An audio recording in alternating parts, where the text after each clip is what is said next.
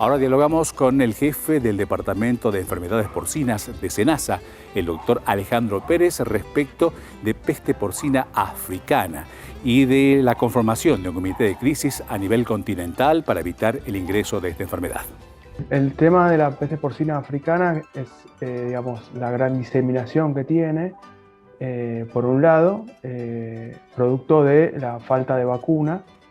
Es decir, es una enfermedad que hace muchos años que está dando vuelta en el planeta, digamos, pero nunca se ha logrado desarrollar una vacuna eficaz que permita frenar a esta enfermedad.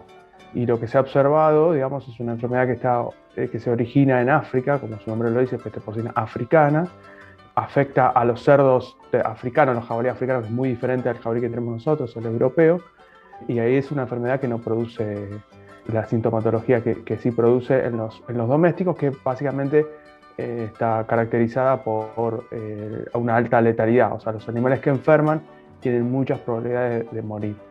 Y es muy importante el tema de la transmisión y también mencionar que es una enfermedad que no afecta al hombre, es una enfermedad que se transmite por contacto.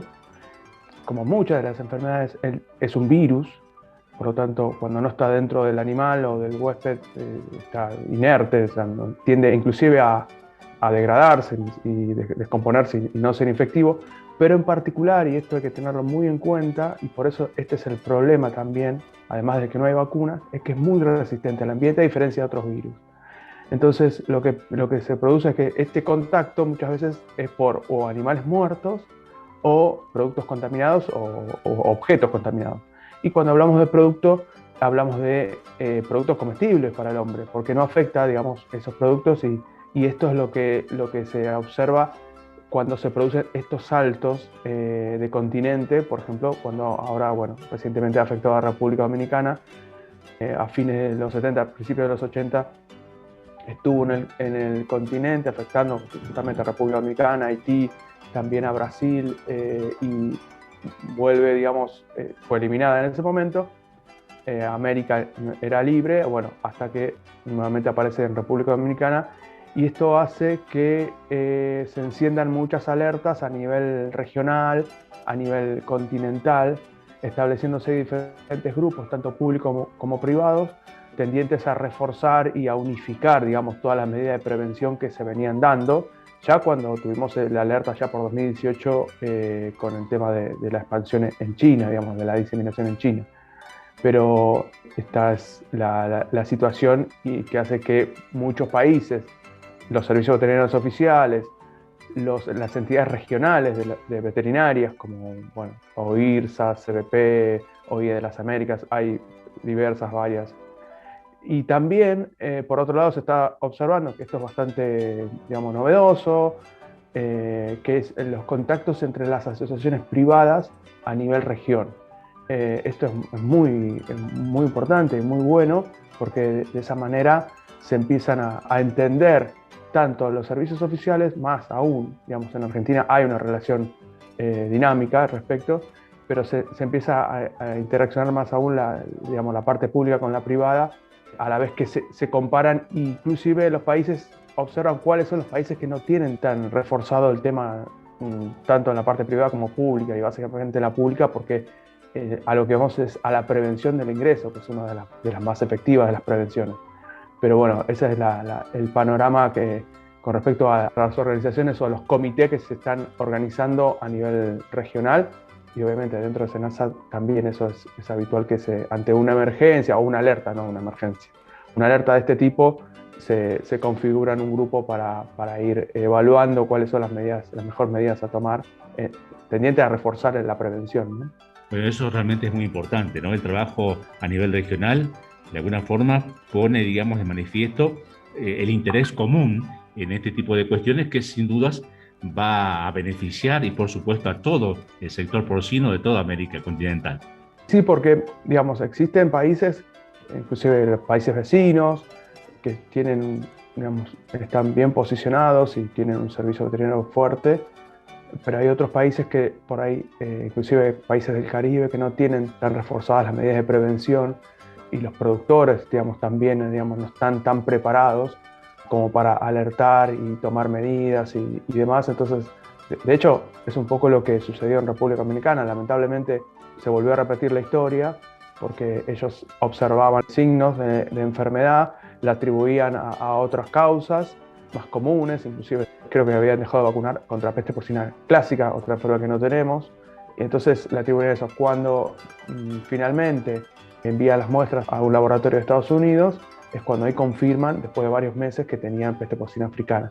Con lo cual, de eso hablamos cuando digamos, tenemos que tener servicios veterinarios fuertes, y las asociaciones de productores y las entidades privadas también tienen que exigir a la parte pública que se fortalezca, y también hacia adentro empezar a evaluar otras medidas que tienen que ver, por un lado, y muy importante el mensaje, los temas de bioseguridad.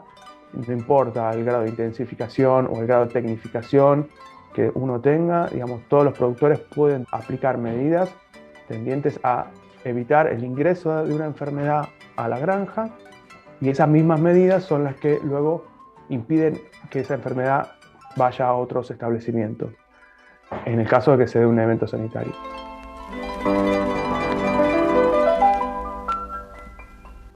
Seguimos hablando de peste porcina africana y de lo que debe hacer el productor si es que esta enfermedad se presenta en alguno de sus establecimientos. Seguimos dialogando con el doctor Alejandro Pérez, jefe del Departamento de Enfermedades Porcinas de SENASA. Tanto la bioseguridad hace que el sistema, digamos, por ahí es un granito de arena que aporta cada granja, pero es que, digamos, todo el sistema productivo sea más resistente a la diseminación de una enfermedad.